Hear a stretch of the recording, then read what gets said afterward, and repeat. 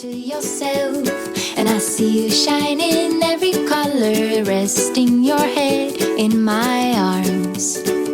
You sing la la la la la la la la.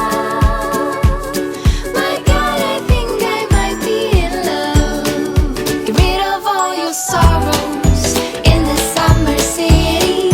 You'll never feel alone as long as Hey you guys, welcome to another week of What's for Dinner. I share these videos weekly. Sometimes I want to get out of my comfort zone. Some other times I don't feel that motivated to cook.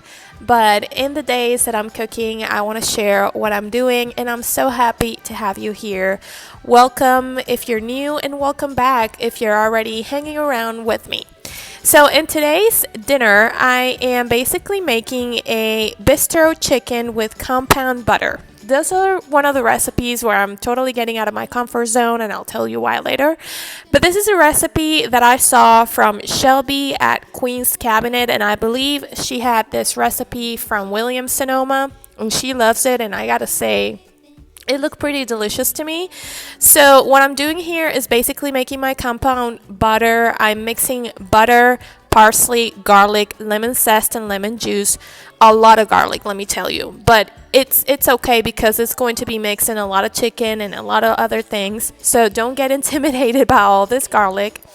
And after I mix all of that, I'm going to go ahead and add all my seasonings. There was a bunch of things in here. I am going to link her recipe down below, but it was paprika, salt and pepper. I believe it was dried thyme. The original recipe calls for fresh thyme, but I only had dry thyme, and I also added a little bit of Italian seasonings. I ended up realizing that cutting the butter in half for this recipe was not going to make it for me, so I went ahead and added a second stick of butter, and I decided to only use half. Now, this is the intimidating part for me, friends, because I am so not into cutting chicken. This is the first time I ever cut a chicken before, and I did not do a great job. But let me tell you, I still roasted my chicken. It still worked out. Please don't judge my crazy cuts. I had to watch a YouTube tutorial on how to do this because otherwise I would not have been able to do this myself. And as you can see here, I'm rubbing my compound butter, and I'm going to take this deliciousness to the oven at 350 degrees, and I think I baked it for nearly an hour and 10 minutes.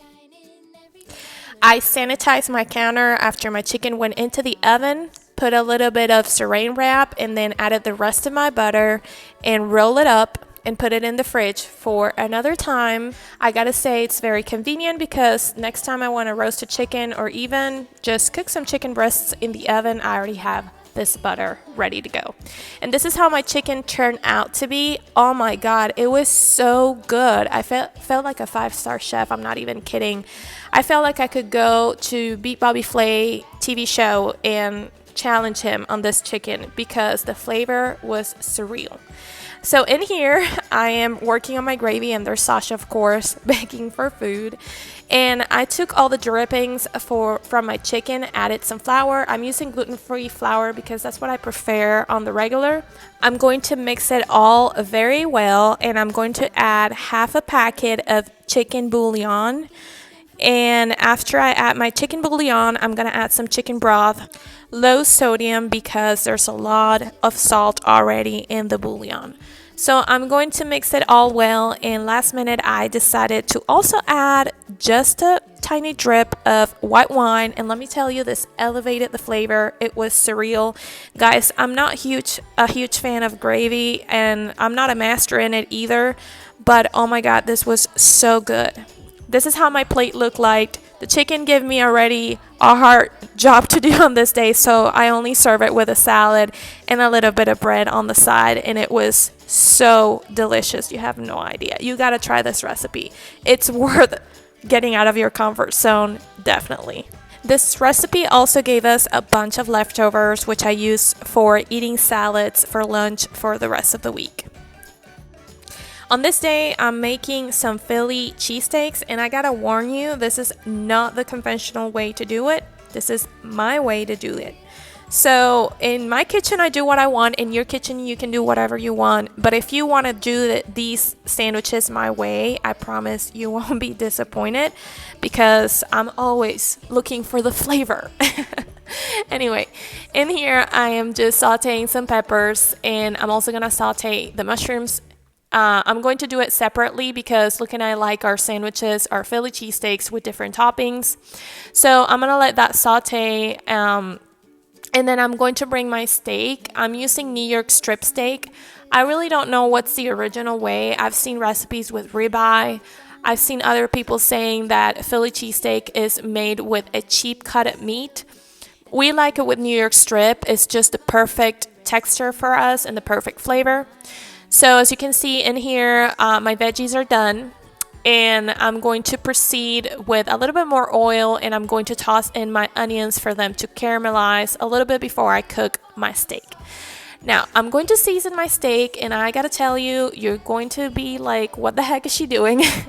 I'm adding adobo seasoning. Yes, adobo seasoning is just gonna make your steak taste so much better. If you want to make it the traditional way, you can go ahead and add just salt and pepper. But in my house, we do it the Hispanic way. So adobo seasoning, crushed garlic, Worcestershire sauce. Don't get the adobo seasoning in the store if you want to make this Philly cheesesteak my way. I'm going to leave down below the components of the seasoning that I'm using. Don't get the store-bought, it's not good. In here, my onion is almost caramelized, and so I'm going to go ahead and start working on my bread. I have some baguettes that I picked up from Sam's, and I'm going to slice them. These are not real baguettes, my friends, but, you know, to me it's more like hoagie rolls, but I'm going to slice them open, and I'm going to use that, and it worked really well. In here, I'm mixing some butter with some fresh garlic. Yes, more garlic. No, you won't be disappointed. This is so delicious. It's like you're eating a sandwich with a garlic bread, honestly. So I'm going to go ahead and smear that mixture into my bread, and I'm going to put it in my toaster oven on the broiling setting so that they only toast on the top, but of course you can toast them whatever the way you prefer. And I'm going to let them in there. I'm going to cook my steak. I'm going to let you hear that sound because it's just a sound of glory. And then here I'm adding my onions. I'm going to mix them very well. I'm going to separate the meat into 2 portions, and I'm going to top that off with white American cheese. I wish I could find a more organic American cheese, but I can't. I mean, I just found the processed cheese from the store, but that works really well. I only added 1 slice. You can add more cheese, but to me, with the butter and all that other stuff, I felt like it was enough cheese. So in Luke's sandwich, I'm adding the meat and the peppers, and in my sandwich I'm going to add the meat, of course, that already comes with the onions, and some mushrooms and some black olives, because we used to eat Philly cheesesteaks at a restaurant in Miami that will serve it like this, and oh my god, so good. So this is the final result. We really enjoyed it. Of course, the flavor did not disappoint, but my favorite part is that it was just a 1-pan meal. Super easy to do. It took me like 30 minutes, even with prep time and cook time. So I highly suggest you to try my recipe for Philly cheesesteaks. On this day, I was not in a huge mood to cook, I gotta be honest. So Luke was gonna help me grill some pork chops in the grill, and I was prepping some potatoes. In here, I have some red skin potatoes that I have chopped, and I'm just seasoning them with oil, some salt, pepper, garlic powder, and Italian seasoning. I'm gonna mix them very well with my hands, and I'm gonna take that pan to the oven at 350 degrees for 30 minutes. To serve on a side, I'm fixing some sweet peas. I am just dumping the can into my pot. I drained almost all the liquid out of it. I'm going to add a tablespoon of bacon grease and just some black pepper to taste. I'm going to let that cook at a low heat with a lid on. And then here are the seasonings that Luke used in the pork chops: all-purpose barbecue and brown sugar bourbon. He coated both sides of each pork chops before he took it to the grill. It took him like 10 minutes to cook these pork chops, and he's adding just a little bit more seasoning on both of them. And oh my god, they turn out so delicious. It's just so simple, but I don't dare to cook pork chops because I always overcook them. So here's my plate. It was super easy, super comforting, super flavorful. It was what we needed on this day. I served mine with a side salad, and we really enjoyed it.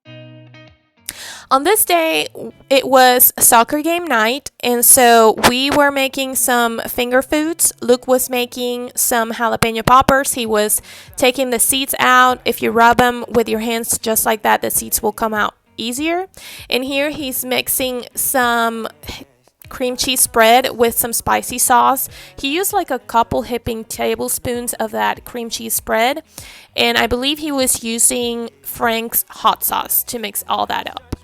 He filled up the jalapenos with that mixture using a spoon until the jalapeno can barely have any more of that mixture. And now he is wrapping the jalapenos in bacon, and he's going to use a couple toothpicks so that the bacon can stay in place when baking in the oven.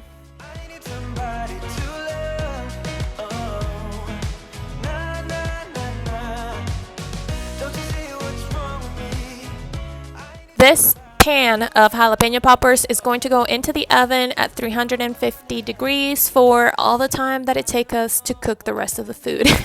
So in here, he is quarting some russet potatoes, and he's scooping some of the potato out. He's going to make some potato wedges. He's going to put that potato in the microwave. I'll show you later what he did with that. And in here, I'm making some chicken fingers. I dried my chicken cutlets, put some Cajun seasoning, salt and pepper, and a little bit of paprika into the panko that I have in there. I think I also added some salt and pepper into the panko as well. I'm going to repeat the step on both sides of my chicken cutlets. And once I'm done, I'm going to dip it in the flour, dip it in the egg, and then dip it in the panko. I hate to waste ingredients whenever I'm dipping the chicken in like panko or flour. I hate when I have leftovers because that means I have to toss that because they already touch raw chicken. So in here, I just used one egg to start with, and then Luke is helping me add another egg because I did need a second one. So this is how I like to work with my ingredients. I really do not like to waste food.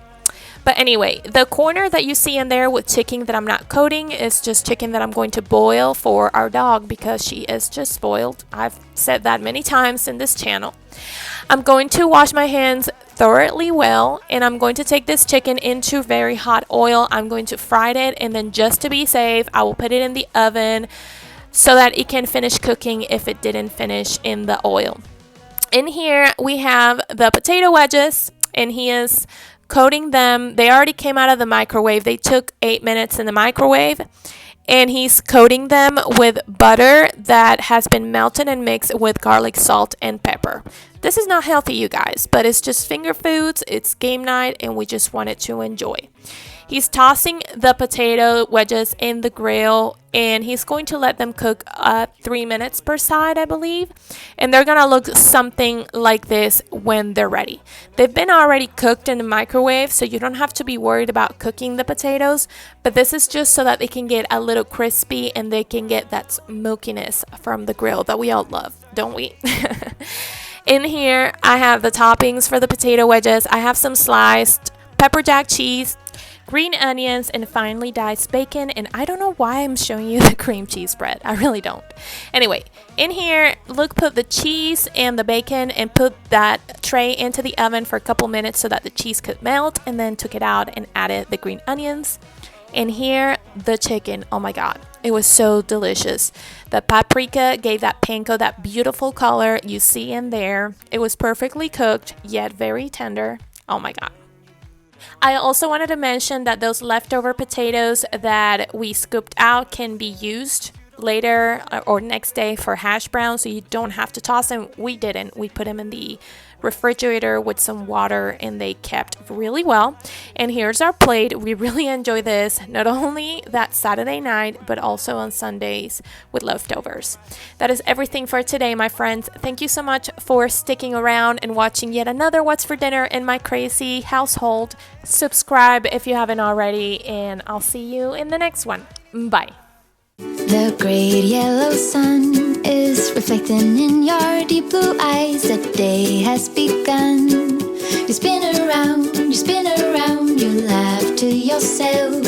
And I see you shine in every color, resting your head in my